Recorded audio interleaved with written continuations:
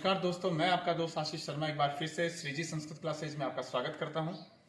इस बार जो है रीट प्री एग्जाम के लिए मैं संधि का टॉपिक लेकर आया हूं और इस संधि के टॉपिक में आपको जो है वो कुछ महत्वपूर्ण जानकारियां, इनके वृत्ति और किस प्रकार के प्रश्न पूछे जाते हैं, इन सभी के बारे में हम चर्चा करेंगे। सबसे पहले जो है इसका परिभाषा के रूप में हम देख लेते हैं। परिभाषा देखते हैं तो वर्ण संधानम संधि, वर्णों का जो संधारण होता है, वर्ण को जो मिलन होता है उसको ही संधि कहा जाता है। ये बहुत ही महत्वपूर्ण परिभाषा है, इसको बहुत अच्छे से आपको याद रखना है। पाणिनि के अनुसार देखिए, बहुत महान व्याकरणाचार्य हुए पाणिनि, उन्होंने अपनी अलग परिभाषा दी। उन्होंने कहा है परसन्निकर्ष है संहिता, जो आपस में जो वर्णों की परस्परता होती है, निकटता होती है, समीपता होती है, उसको हम संहिता मतलब संधि कहते हैं। उत्पत्ति के आधार पर हम करते हैं तो सम उपसर्ग प्लस धा धातु है और की प्रत्यय, इन तीनों को मिलाकर संधि की जो है वो उत्पत्ति हुई है। नॉर्मल जो परिभाषा है उसके बारे में हम पढ़ लेते हैं कि जब दो या दो से अधिक वर्ण मिलकर किसी तीसरे वर्ण का निर्माण करते हैं तो उसको संधि कहा जाता है। अब देखिए, अब संधि का परिभाषा आता है तो सबसे जो महत्वपूर्ण परिभाषा है वो आपको मैंने बता दी है, और जो परिभाषाएं, जो दो तीन परिभाषाएं जो होती हैं, जो आपको परीक्षा में पूछी जाती है अक्सर, उनके बारे में मैंने बता दिया है। अब इसके प्रकार के बारे में आते हैं तो पहले संधि का प्रकार है अच, दूसरा है हल, तीसरा है विसर्ग। देखिए, अच संधि को जो है वो स्वर संधि कहते हैं। अचहा स्वरहा उच्यते, आपको पहले वर्ण विचार में मैंने पहली क्लास में बताया है। अचहा स्वरहा उच्यते, अच ही स्वर कहलाते हैं। हल व्यंजनहा उच्यते, हल ही व्यंजन कहलाते हैं। और विसर्ग जो होता है वो आपको मैंने बता चुका हूं। अब हम पढ़ते हैं इसके प्रकारों के बारे में। अच संधि में कौन कौन से प्रकार होते हैं, उनकी परिभाषा, उनमें उदाहरण, इनके बारे में पढ़ते हैं। अब इसमें हम संधि के बारे में जो पहला भेद है इसका, दीर्घ संधि, इसके बारे में हम चर्चा करते हैं। देखिए, दो शब्द होते हैं, एक तो होता है दीर्घ जिसका मतलब होता है बड़ा, एक होता है लघु जिसका मतलब होता है छोटा। आपको पहचान के लिए एक ही चीज याद रखनी है कि जहां पे भी बड़ी मात्रा आ जाए, जहां पे भी बड़ी मात्रा आ जाए, जिसमें आ की मात्रा है, बड़ी ई की मात्रा है, बड़े ऊ की मात्रा है और बड़े री की मात्रा है। अब आप सोच रहे हैं ये बड़े री की मात्रा कहां से आ गई।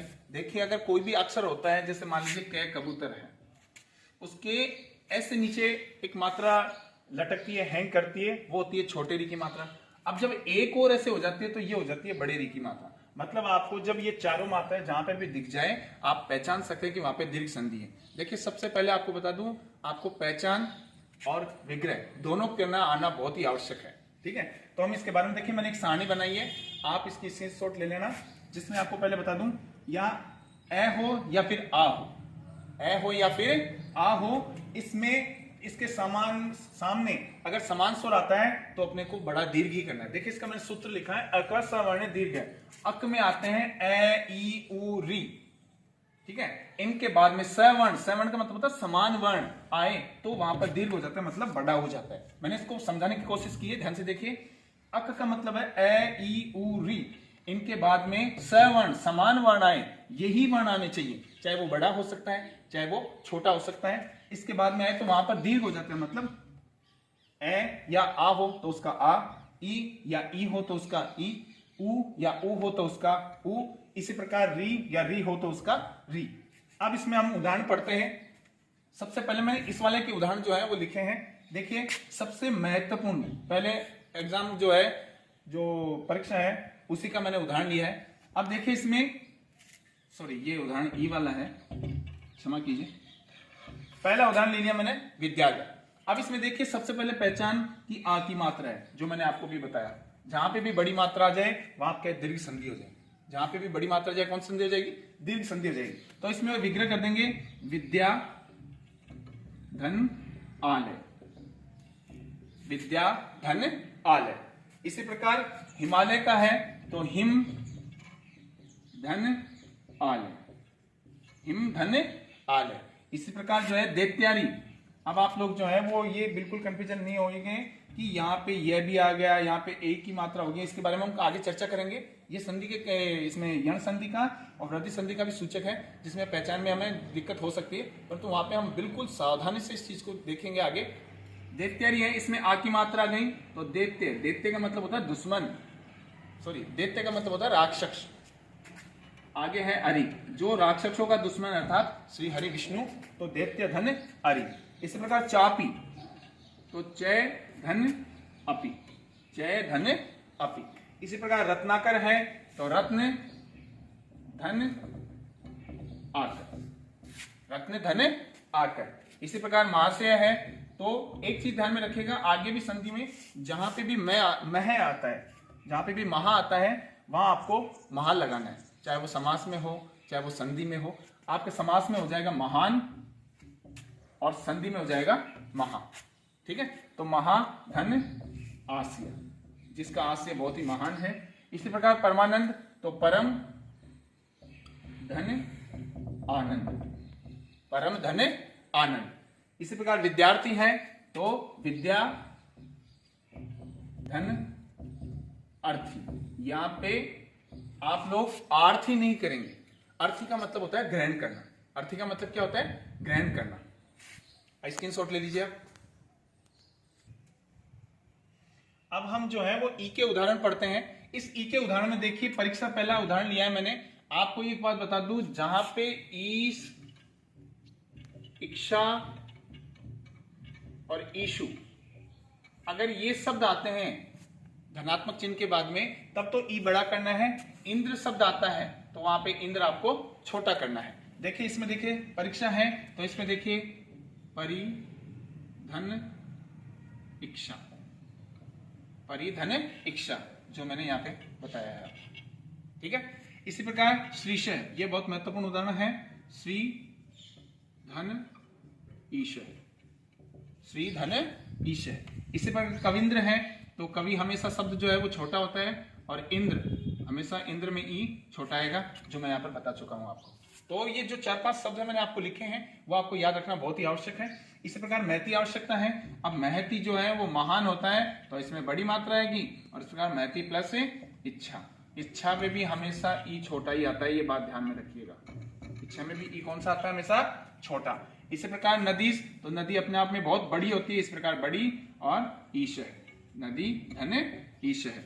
अब नारी आता है तो नारी शादी होने के बाद में नारी की ही चलती है, तो इस प्रकार इव, नारी धन इव। अब नारीश्वर तो नारी जो है वो बड़ा प्लस ईश्वर जो है वो सबसे बड़ा होता है, तो इस प्रकार ई जो है वो बड़ा हो गया। इस प्रकार प्रहरी, प्रहरी जो है वो किसी भी राज्य का मुख्य प्रहरी होता है, इस प्रकार प्रहरी जो है वो बड़ा हो जाएगा और इस प्रकार इव हो जाएगा, प्रहरी धन इव। अब हम पढ़ते हैं ऊ के। इस ऊ में देखिए विष्णुदय है तो विष्णु धन उदय, विष्णु धन उदय। भानु में ऊ बड़ा है। देखिए पहले आपको बता दूं पहचान, देखिए ऊ की मात्रा बड़ी है, और मैं आपको पहले फिर से बता दूं, अगर आ की मात्रा, ई की मात्रा बड़ी और बड़े ऊ की मात्रा, बड़े री की मात्रा, अगर आपके ये 4 मात्रा जहां पे भी दिख जाए वहां पे आप लोगों को पहचान लेना है कि वहां पे आपके कौन सी संधि हो गई है, दीर्घ संधि। इसमें देख लीजिए ई की मात्रा, बड़ी ई की मात्रा, बड़ी ई की मात्रा, बड़ी ई की मात्रा, बड़ी ई की मात्रा, सभी में बड़ी ई की मात्रा दे रखी, ये आपके पहचान का एक जरिया है। इसी प्रकार इसमें भी देखिए बड़े ऊ की मात्रा, सभी में जो है वो बड़े ऊ की मात्रा दे रखी है, इसका मतलब अपन पहचान सकते हैं वहां पे कौन सी संधि हो गई है, दीर्घ संधि हो गई है। अब इसके टुकड़े करते हैं तो भानु धन उदय, भानु धन उदय। इसी प्रकार वधूपदेश, अभी आप देखते हैं कि वधु में जो है वो शादी होने के उपरांत वधु की ही घर में चलती है, तो इसलिए बड़ी वधु ही मानी जाती है। और आपने बहुत सी शादियों में आप गए हैं, वहां पे बाहर लिखा होता है वर वधु चिरायु रहे, वहां पे देखना वधु छोटा होता है या बड़ा होता है, वहां पे वधु हमेशा बड़ा ही होगा। इस प्रकार लघुर्मी, एक ऊ वाले में आपको मैं बता देता हूं कुछ शब्द जो बड़े होते हैं, वो आपको मैं बता देता हूं, ध्यान से देखिए। ये ऊ वाले में अगर आपके ऊर्जा, ऊर्मी, ठीक है, एक है उदर्वम, ठीक है, और एक है ऊर्जा उदर्मी। हाँ, ये 4 वर्ड जो है, अगर ये 3 वर्ड जो है वो आते हैं तो इनमें ऊ बड़ा होगा, बाकी ऊ में जो है वो आपके छोटा हो जाएगा। इस प्रकार देखिए लघु जो है वो हमेशा अपने आप में छोटा है, और इसमें ऊर्मी आया तो यहाँ पे देखिए ऊर्मी कौन सा जाएगा, बड़ा।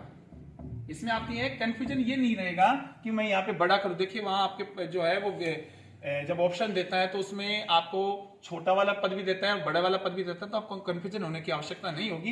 इस वजह से ये 3-4 जो शब्द मैं लिख रहा हूं इनको थोड़ा केयरफुली देखिए, कौन सा बड़ा है कौन सा छोटा है। अपने आप बार बार प्रैक्टिस करेंगे, हो जाएगा, कोई परेशानी नहीं रहेगी। मैं आपको एक बार फिर से याद दिलाना चाहता हूँ, चैनल में अगर आप नए हैं तो चैनल को सब्सक्राइब भी कीजिए और अपने मित्रों को जो है वो शेयर कीजिए। जब तक आप वीडियो को पूरा नहीं देखेंगे तो आपको जो है वो कुछ भी समझ में नहीं आएगा। आगे देखते हैं, चमूर्जा है तो चमू धन ऊर्जा, चमू धन ऊर्जा।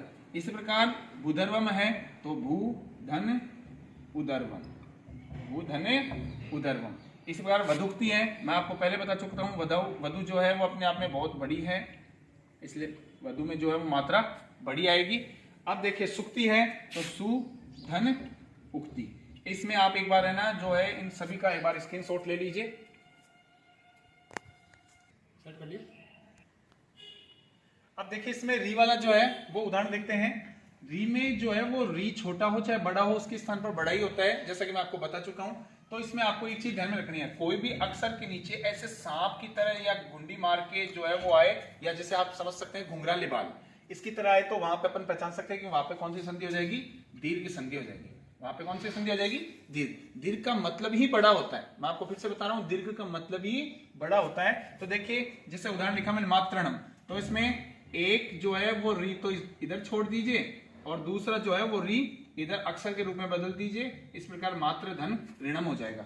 इसी प्रकार पितृणम है तो पितृ धन ऋणम, पितृ धन ऋणम। इस प्रकार देखिए यहाँ पे एक री तो यहाँ पे छोड़ना है, एक री यहाँ पे लेना है, दोनों मिलकर बड़ा हो जाएगा। होत्र का है तो होत्री धन ऋकार।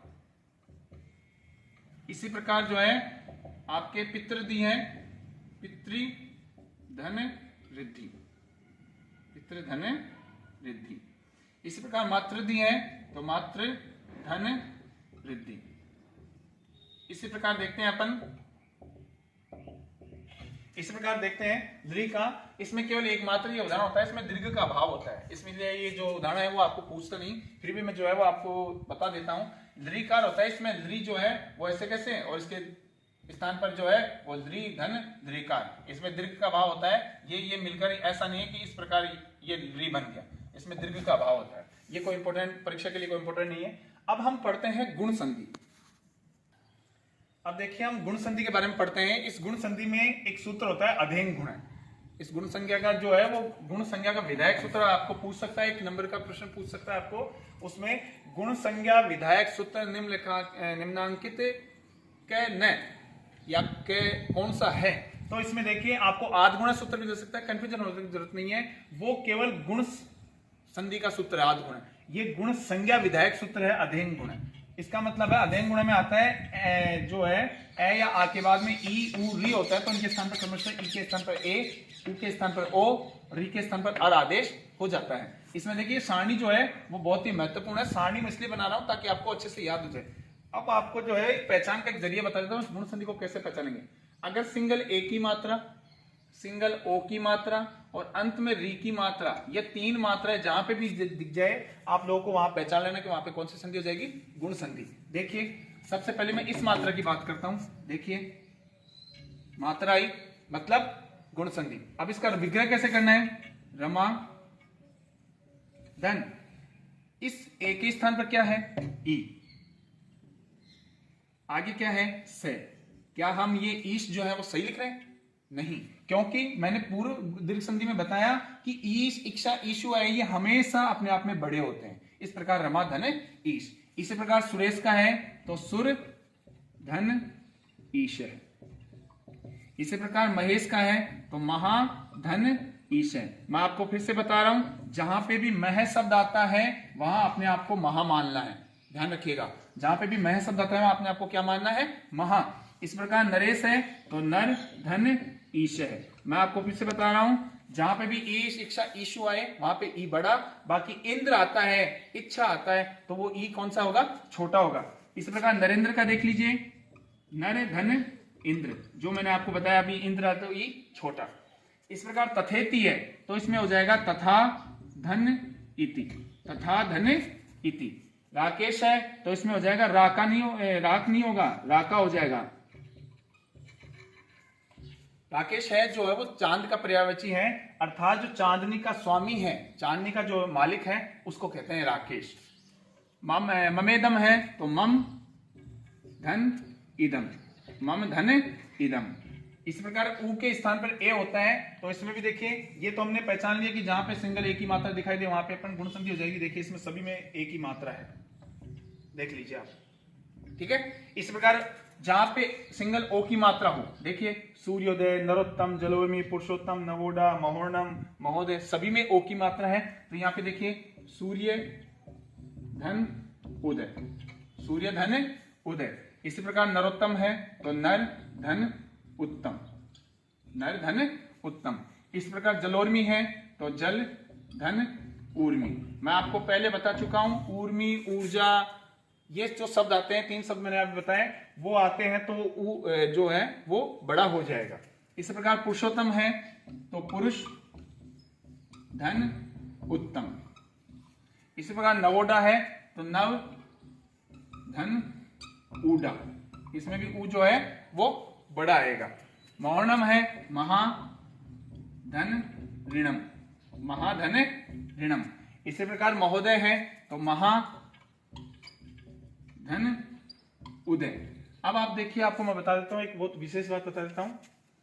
आज के लिए हम यही ब्रेक करते हैं। इसमें आपको स्टेप बाय स्टेप, देखिए लंबा वीडियो न बनाकर, वीडियो को छोटा बनाकर आपको एक एक चीज को जो है वो रीड प्री एग्जाम के लिए जो सिलेबस संस्कृत का है उसको एक एक चीज को बारीकी से समझने के लिए जो है वो लॉन्ग वीडियो न बनाकर वीडियो को थोड़ा छोटा करके आराम से बिल्कुल अच्छे से समझाना है आपको। इसमें मैंने आपको एक तो स्वर संधि में, अच संधि में जो है वो दीर्घ संधि का आपको मैंने बताया है, और एक जो है वो गुण संधि का मैंने आपको बताया है।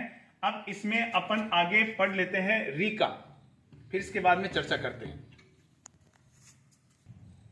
अब इसमें देखते हैं अपन री के उदाहरण। इस री की जगह जो है वो अर आदेश होता है। इसमें आप एक सारणी में जो है वो एक की ओर लिख लीजिएगा, ल के स्थान पर अल आदेश, री के स्थान पर अल आदेश होता है। ई उ री ल के स्थान पर ए ओ अर और अल आदेश होता है। तो री के स्थान पर आदेश होते हैं। इसमें आपको मैंने पहचान बताया था कि अंत में री की मात्रा, ध्यान से देख लीजिए, यहाँ पे अंत में री की मात्रा दे रखा है, ठीक है। इससे अपने को पहचान लेना है कि वहां पे कौन सी संधि होगी, दीर्घ। तो आप लोगों को देखिए शब्द तो शब्द ऐसे कैसे लिखना है, ये री जो है वो अक्षर में बदल जाएगा और जो सी है वो इसको इस प्रकार लिख देंगे तो सप्त धन ऋषि हो जाएगा। इसी प्रकार राजसी है, देखिए कई विद्वान जो है इसको राजा धन ऋषि बताते हैं, कई विद्वान इसको राजधन ऋषि बताते हैं। ये जो है वो थोड़ा अपवादित प्रश्न है, तो इसमें जो है वो व्याकरणाचार्य, अधिकतर जो व्याकरणाचार्य है उन्होंने बताया कि राजधन ऋषि ही इसका जो है वो सही आंसर होता है। इसी प्रकार महसी, आपको मैं फिर से बता चुका हूं, जहां पे भी मह होगा वहां आपको महा लगा देना है। इसी प्रकार महाधन ऋषि, महाधन ऋषि। इसी प्रकार परम ऋत, तो देखिए परम धन ऋत, परम धन ऋत। शीतर्तु है तो इसी प्रकार शीत धन ऋतु, शीत धन ऋतु। इसी प्रकार देखिए ग्रीष्म ऋतु है तो इसी प्रकार ग्रीष्म धन ऋतु। इसी प्रकार वसंत ऋतु है तो वसंत धन ऋतु। मतलब आपको जहां पे भी अंत में री की मात्रा दिखे वहां पे आप लोगों को पहचान लेना कि वहां पे कौन सी संधि हो जाएगी, गुण संधि हो जाएगी। एक अंतिम जो है वो ल के स्थान पर अल आदेश होता है। ये उदाहरण जो है वो बहुत महत्वपूर्ण है, इसको थोड़ा नोट कर लीजिएगा। तब धन लकार, तब धन लृकार। अब देखिए आप सोच रहे हैं सर इसमें अल कहां से आया, तो देखिए जो वह है उसमें ए है, अंत आगे जो है वो ल है, इस प्रकार अल हो गया और अल के स्थान पर अपने को क्या करना है, लृ, तो तब धन लृकार। इस प्रकार मम लकार है तो मम धन लृकार। इस प्रकार ये आपके जो है वो गुण संधि कंप्लीट हुई। मैं आपको फिर से बता देना चाहता हूं, इस वीडियो में केवल अपने को जो है वो दीर्घ संधि और गुण संधि का पठन किया है। आगे हम जो है वृद्धि संधि, यण संधि और अयादि संधि और जो भी स्वर संधियों का जो है वो 2-2 या 3-3 स्टेप जो है वो हम पढ़ेंगे। ज्यादा स्टेप पढ़ने से जो है वो पूर्व का ज्ञान भी जो है वो लोप हो जाता है। एक एक चीज का थोड़ा अच्छे से अध्ययन करेंगे तब तक के लिए हमारे चैनल को लाइक कीजिए, सब्सक्राइब कीजिए और अपने मित्रों से शेयर कीजिए। मैं अपना पूरा बेस्ट देने की कोशिश कर रहा हूं, आप मेरे से बस जुड़े रहिए, वीडियो को पूरा देखिए। जब तक अंत तक वीडियो नहीं देखेंगे तब तक आपको कुछ भी नहीं समझ में आएगा। तब तक के लिए मुझे इजाजत दीजिए। जय हिंद, जय भारत।